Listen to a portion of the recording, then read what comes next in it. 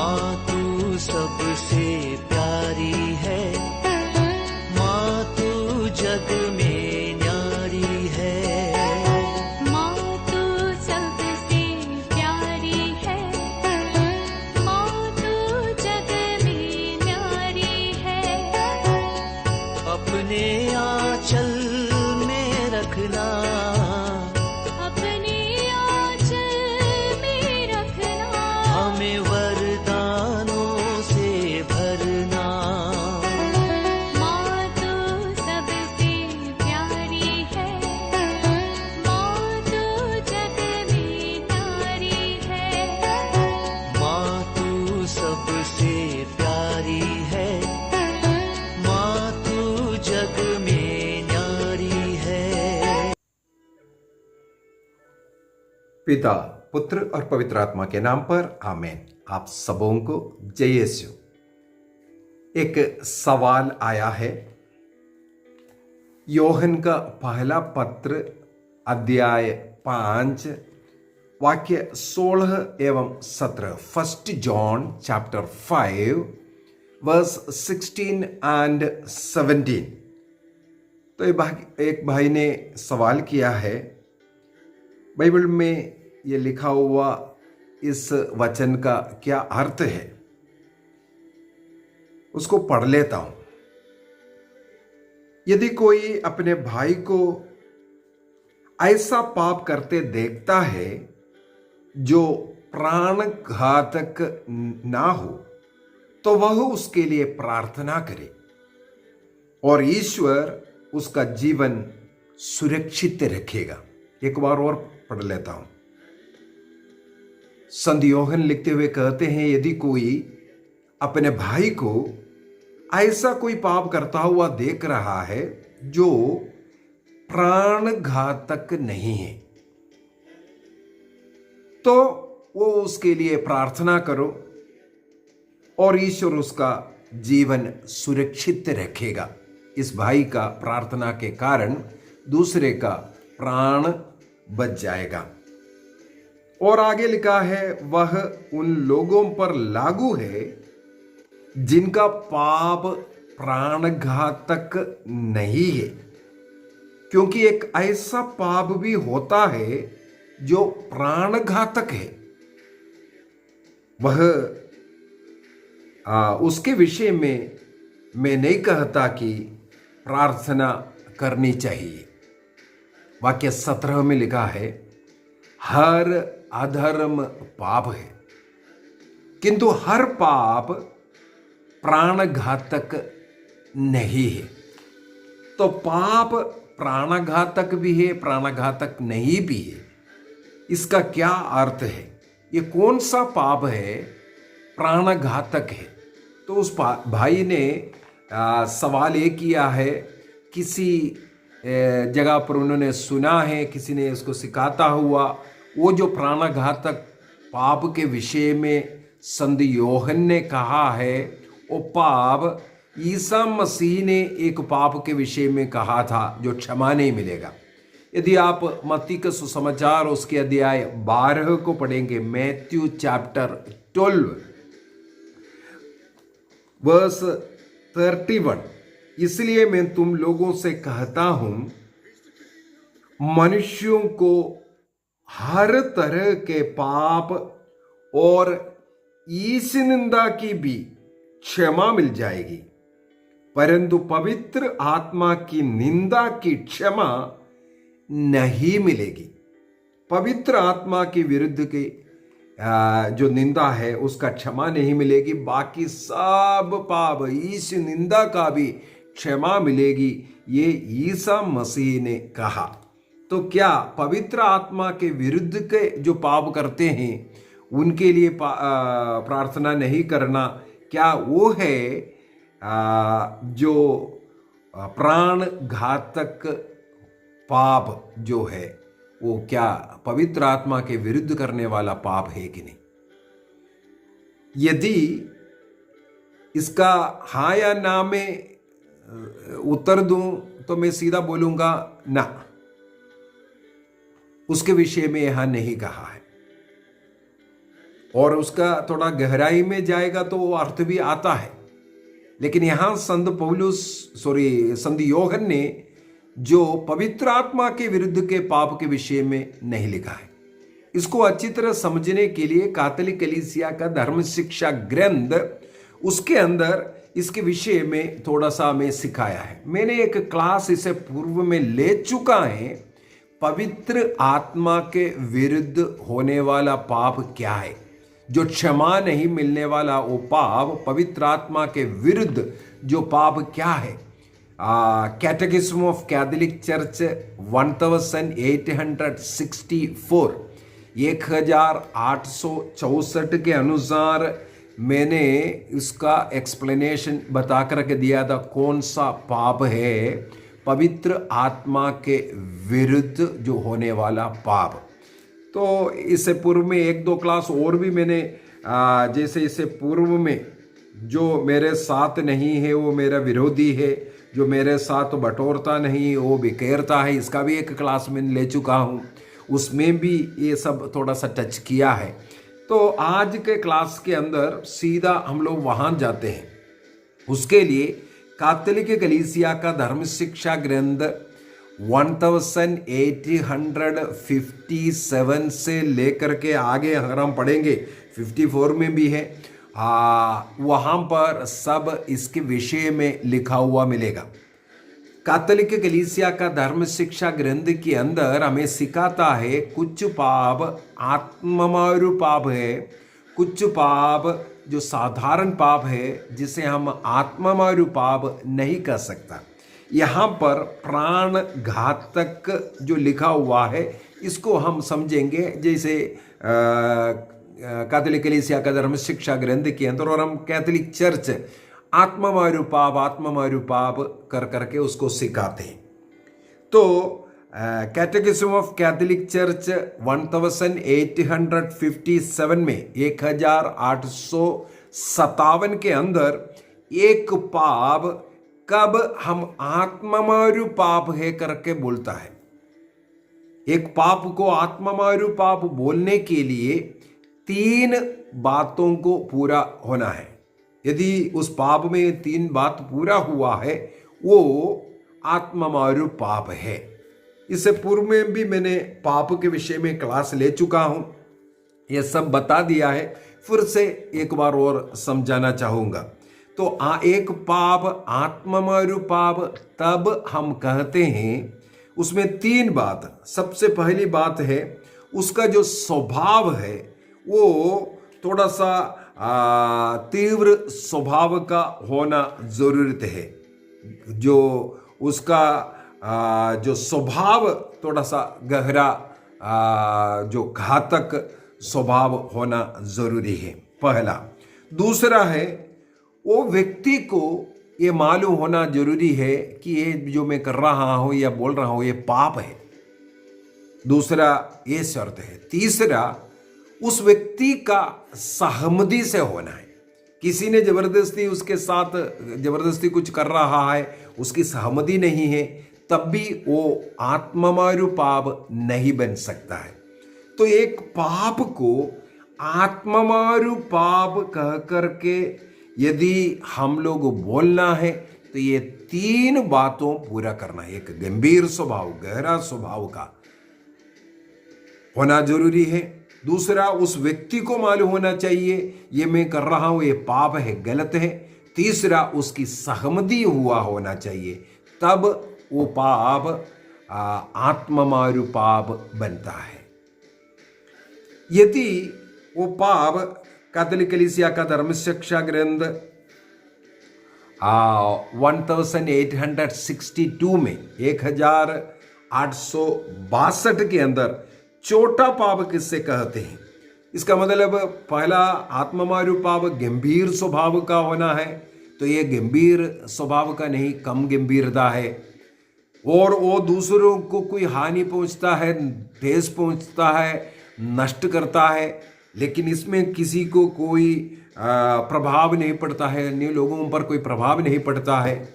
ऐसा स्वभाव का जो पाप है जिसे हम लोग साधारण पाप कहते हैं, जिसे आत्ममारू पाप नहीं है। तो पापों की गंभीरता और प्रभाव के अनुसार जो पाप को हम आत्ममारू या प्राणघातक कहते हैं या साधारण पाप, यहां पर संत योहन कहते हैं किसी भाई ऐसा काम करता हुआ आप देख रहा है, पाप कर रहा है, यदि वो पाप प्राणघातक नहीं है तो तुम उसके लिए प्रार्थना करो और उसका जीवन बच जाएगा, वो सुरक्षित रहेगा, ये बोला है।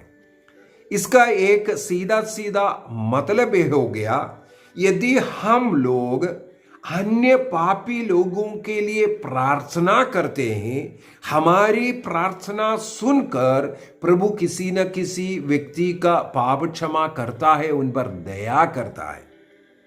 मैंने कई क्लास इस पर ले चुका है। उदाहरण के लिए सक्खेउस अपने पापों के प्रति पश्चाताप किया, सक्खेउस को और उसके घर को प्रभु अनुग्रह कृपा मुक्ति दिया था। उसी प्रकार एक क्लास अभी हाल ही में मैंने डाला था नूह के विषय में। नूह एक सदाचारी व्यक्ति था, ईश्वर के मार्ग पर चलने वाला व्यक्ति था। उस सदाचारी व्यक्ति ईश्वर के मार्ग पर चलकर पोत बनाया और ईश्वर के आज्ञा के अनुसार वो पोत में प्रवेश करते हैं। अपने परिवार भी पीछे पीछे जाकर के प्रवेश किया और उस पोत के द्वारा नूह के साथ वे उस पोत में प्रवेश करने के कारण उनके पूरे परिवार बच जाता है। नूह एकमात्र सदाचारी व्यक्ति था। उसका प्रार्थना का जीवन को फॉलो करते हुए उनके जीवन के कारण अन्य लोगों का जीवन भी बचता है। यहां पर योहन कहते हैं आप ऐसे लोगों के लिए प्रार्थना करो, पापियों के लिए प्रार्थना करो जिनका जो पाप प्राणघातक नहीं हो। ये क्यों कहा है? ये प्राणघातक पाप, जो बड़ा पाप, जो आत्ममारू पाप है, जो व्यक्ति करता है, उनको उसके लिए पश्चाताप कर प्रभु की ओर मुड़ना जरूरी है, प्रभु से जुड़े रहना जरूरी है। ये जो प्राणघातक कैसे बना? जब एक व्यक्ति मसीह से कट करके अलग होता है, दूर होता है, मसीह में विश्वास भरोसा नहीं कर रहा है, मसीह से अलग हो रहा है, तब उनके जीवन में मृत्यु आता है। मसीह के द्वारा जो मुक्ति मिल रहा है, जो व्यक्ति अपने पाप कुकर्म के कारण ये करने से कुछ नहीं होगा, ऐसा ऐसा कर करके वो मसीह से अपने को जब काटता है, उस अवस्था को मृत्यु कहते हैं। मसीह से कटा हुआ जीवन। यदि इसको और अच्छी तरह समझना है, हमें इस 16-17 वचन के पहले क्या कहा, बाद में क्या कहा, इसको भी थोड़ा सा पढ़ने से और अच्छी तरह समझ में आएगा। मैं चाहूंगा 14वां वाक्य से थोड़ा पढ़ लेते हैं। वहां पर लिखा हुआ है, हमें ईश्वर पर वह भरोसा है कि हम उसकी इच्छा के अनुसार उससे कुछ भी मांगते हैं तो वह हमारी सुनता है। वाक्य 13 को उससे भी अच्छा है। तुम सभी ईश्वर के पुत्र हो। देखो किसको लिखा है इस योहन ने? योहन ने उन लोगों को यह पत्र लिखकर के बता रहा है, सबसे पहले बता रहा है तुम लोग सब ईश्वर के पुत्र हैं। इसका मतलब है ईसा मसीह के नाम में विश्वास करते हैं, ईश्वर के पुत्र के नाम पर विश्वास करते हैं। मैं तुम्हें यह पत्र लिख रहा हूं जिससे तुम यह जान लो कि तुम्हें अनंत जीवन प्राप्त है। किसके द्वारा? ईसा मसीह में विश्वास करते हुए, ईसा मसीह से जुड़कर ईश्वर का संतति बनकर रहने के कारण तुम अनंत जीवन प्राप्त किया है। वाक्य 18 में भी जाते हैं अभी सीधा। हम जानते हैं कि ईश्वर के संतान पाप नहीं करता, क्योंकि हम मसीह से जुड़े रहता है, ईश्वर का संतान बन गया है और ईश्वर के पुत्र ईसा मसीह में विश्वास करता है, उनके द्वारा हमें मुक्ति मिलेगा। ये विश्वास करते हुए पाप से हम अलविदा कर करके जीने वाला ईश्वर का संतान है, इसीलिए हम पाप नहीं करते हैं। ईश्वर का पुत्र उसकी रक्षा करता है ईसा मसीह, और वह दुष्ट के वंश में नहीं आती। इसके बाद लिखा है, हम जानते हैं कि हम ईश्वर के हैं, जबकि समस्त संसार दुष्ट के वश में है।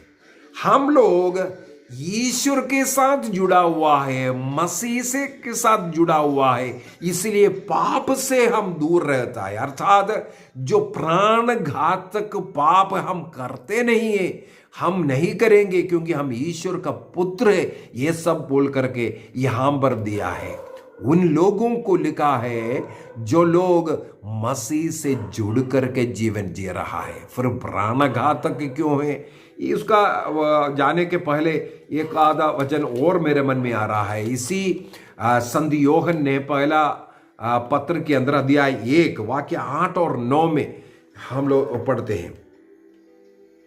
1 जॉन चैप्टर 1 वर्स 8 एंड 9, वहां पर क्या लिखा है, यदि हम कहते हैं कि हम निष्पाप है, हम कोई पाप नहीं किया है, तो हम अपने को धोखा देते हैं और हम में सत्य नहीं है। हम मसीह कहे ईश्वर का पुत्र है, इसलिए हमने कोई पाप नहीं किया है, इसलिए हमें पश्चाताप करने का, पाप स्वीकार करने का कोई जरूरत नहीं है। ऐसे ऐसे अनेकों लोग बोलते हैं, तो वो अपने को धोखा दे रहा है। वाक्य 9 में लिखा है, यदि अपने पाप स्वीकार करते हैं तो वह हमारे पाप क्षमा करेगा। यदि हम अपने पाप को स्वीकार करेगा, प्रभु हमारे पापों को क्षमा करेगा। इसके बाद लिखा है, और हमें हर अधर्म से शुद्ध करेगा, क्योंकि वह प्रभु ईश्वर विश्वसनीय तथा सत्य प्रतिज्ञ है। इसलिए हमें अपने गुनाहों को, कमजोरियों को, पापों को स्वीकार करना है, तब प्रभु हमें पाप से मुक्ति देता है। सूक्ति ग्रंथ 28 वाक्य 13 में लिखा है, यदि तुम अपने पापों को छिपाता है, उन्नति नहीं प्राप्त कर सकता। मैंने कोई पाप नहीं किया है ऐसा बोल करके, या दूसरों के वो एक पुरोहित के पास जाकर के पापों को स्वीकार करने में लज्जा का अनुभव हो रहा है, या उन पापों का तीव्रता को कम कर करके बता रहा है। इस प्रकार पाप की तीव्रता को कम करता है, छिपाता है, नहीं पाप किया बोलता है, तो हमारे कोई उन्नति, पाप मुक्ति, स्वर्ग का राज्य नहीं मिल सकता। यदि हम उसे, आगे लिखा हुआ, यदि हम उस पापों को प्रकट करेगा, प्रकट करना जरूरी है, बोलना जरूरी है, मैंने गुनाह किया। एक पुरोहित के पास जाकर के सबसे सीक्रेट तरीके से हम बोलता है, वो पुरोहित भी इसके बाद कभी उस पाप के विषय में आपसे भी चर्चा तक नहीं कर सकता, वो सोच नहीं सकता। इस प्रकार उसमें मोहर लग जाता है, साक्रमंडल सील कहते हैं। तो इस प्रकार प्रभु स्वयं उसके ऊपर सील लगा करके क्षमा करता है, याद नहीं करता है। तो हमें प्रकट करना है, बोलना है और छोड़ना है, तब दया करेगा बोलता है। यदि तुम अपने पापों को प्रकट करेगा और छोड़ देगा तो प्रभु दया करेगा। यहां पर यही तो लिखा है, यदि हम पापों को स्वीकार करता है, कई लोग बोलते हम ईश्वर से बोल देंगे, नहीं, यदि ईश्वर से बोलना काफी है तो ईसा मसीह ने अपने शिष्य लोगों को अधिकार नहीं देना था, जिन लोगों का पाप तुम क्षमा करोगे वो क्षमा मिल जाएगा, मुक्ति मिल जाएगा। यदि ईसा मसीह से ही बोलना है, वो क्रूस पर मर करके स्वर्ग जाने के पहले वो पाप क्षमा का अधिकार अपने शिष्यों को देते हुए कहा। योहन के सुसमाचार अध्याय 20 वाक्य 23 में हम लोग पढ़ते हैं, तो हमें पापों को स्वीकार करना जरूरी है, बोलना जरूरी है एक पुरोहित के पास। इस प्रकार पापों को स्वीकार करते हैं तो हम क्षमा प्राप्त कर सकते हैं। जॉन चैप्टर 3 का वर्स 9 को भी थोड़ा पढ़ लेते हैं।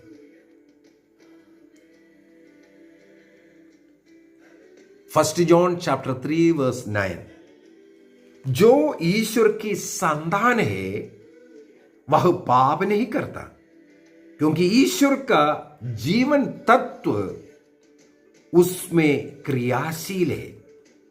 वह पाप नहीं कर सकता क्योंकि वह ईश्वर से उत्पन्न हुआ है।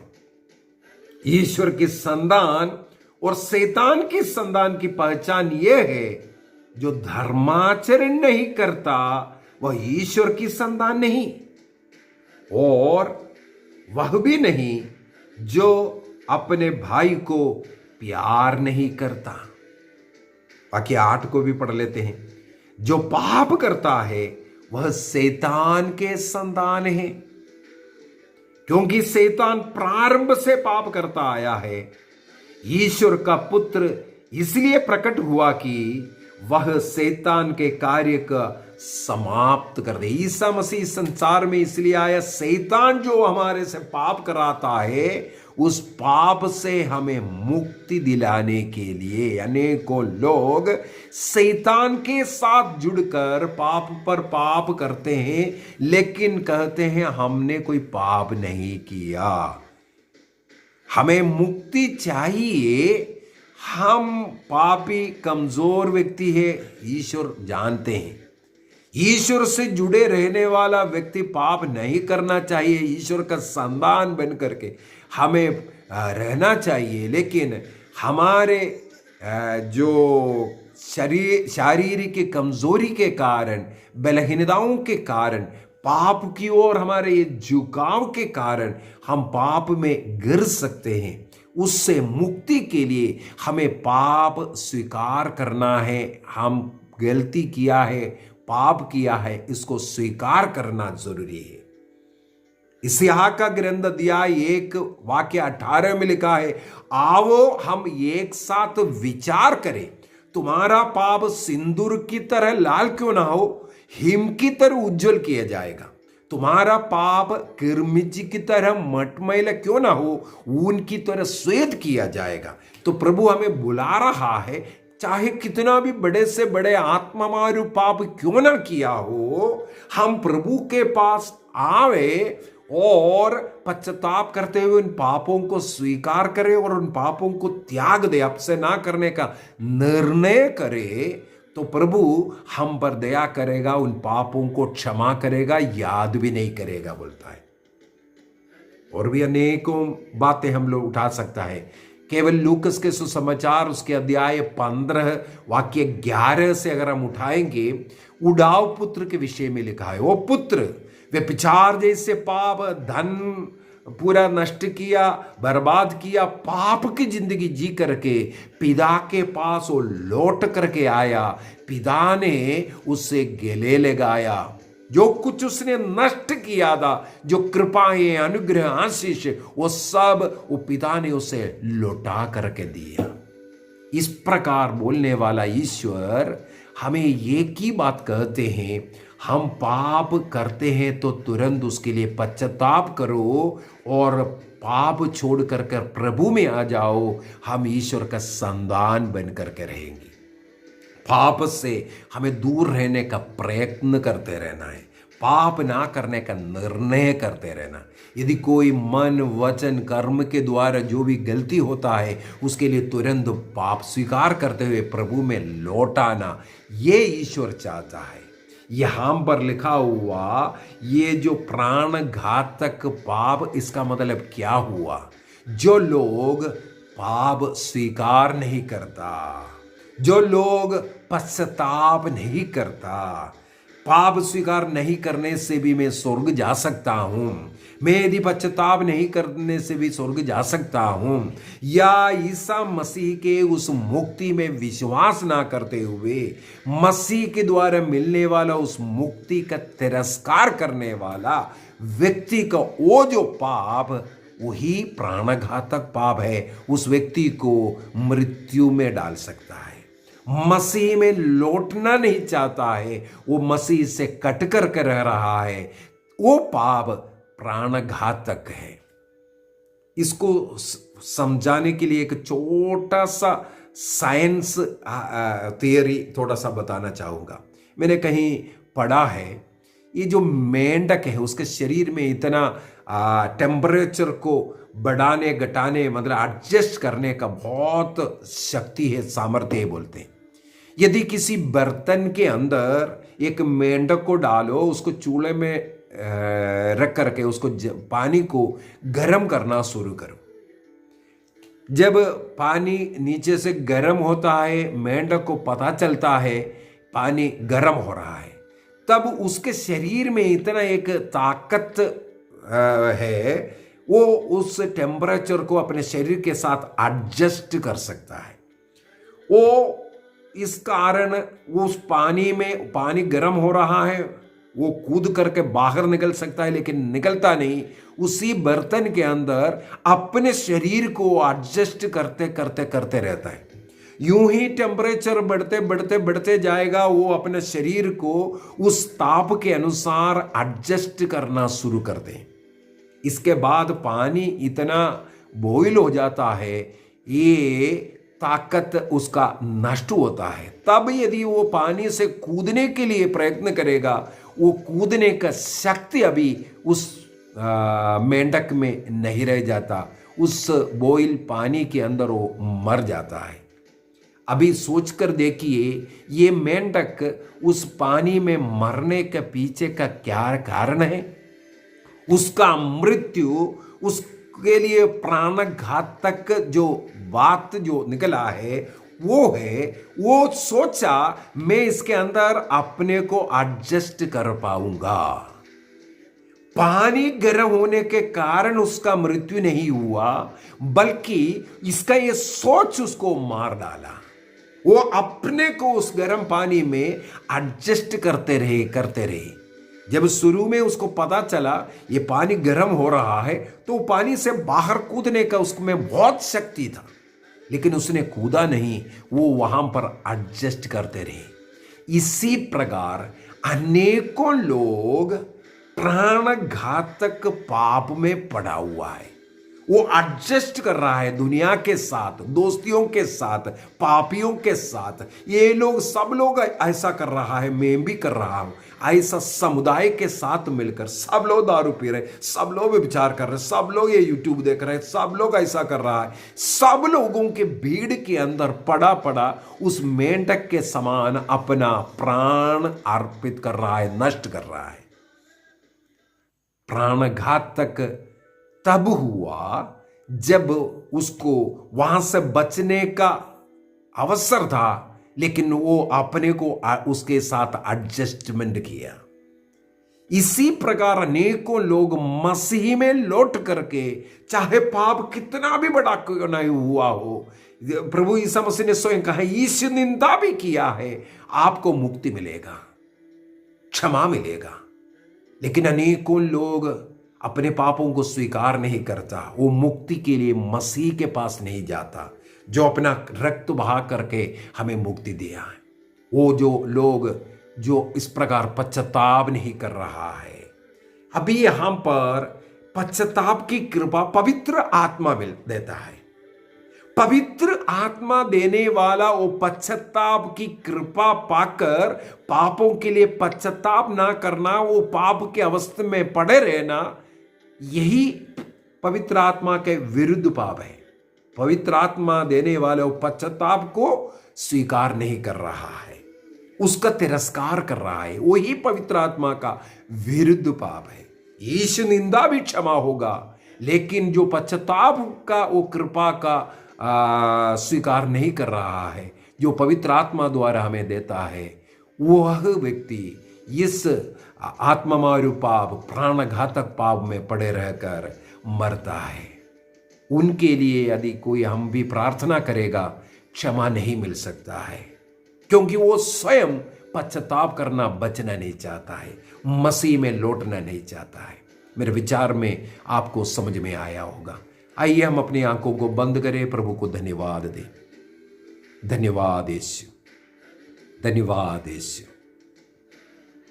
पापों को छोड़ करके एक अच्छा पश्चाताप दीनहीन हृदय के साथ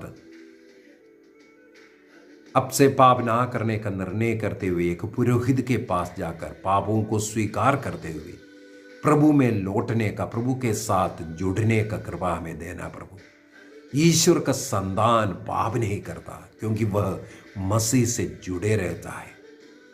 पाप का हर अवसर से वो दूर भागता है। प्रभु हमें शक्ति दे, आत्मा दे, सामर्थ्य दे। पिता, पुत्र और पवित्र आत्मा के नाम पर आमीन। आप सबों को जय यीशु।